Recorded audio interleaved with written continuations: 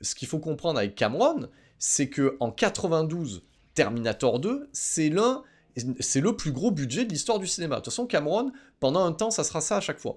À chaque fois qu'il proposera un projet, donc notamment si on pense à Titanic en 97, c'était le plus gros budget, Avatar en 2009, c'était le plus gros budget, et ainsi de suite. Donc, effectivement, avec Cameron venait la promesse de quoi? Gros budget, effets spéciaux époustouflants et révolutionnaires. Ça a été le cas pour chacun de ces films à l'époque. Donc, c'est-à-dire que là, la différence entre Terminator 2 et Commando, par exemple, c'est que Terminator 2, c'est déjà une marque. Et puis, c'est une suite. Donc là, ça veut dire qu'on est dans une franchise. Donc, ça veut dire que et la musique et le titre est déjà suffisamment fort pour faire venir les gens en salle. Et bien entendu, on va réutiliser des punchlines.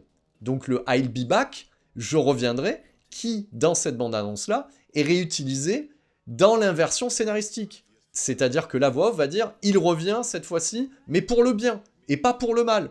Donc on avance la nouveauté. Donc celle-là, de Terminator 2, elle est intéressante à la fois parce qu'elle joue avec les codes, voilà, de ce qui est attendu en termes de texte, de punchline et de musique, mais aussi parce qu'elle incorpore dans son scénario l'inversion de valeur.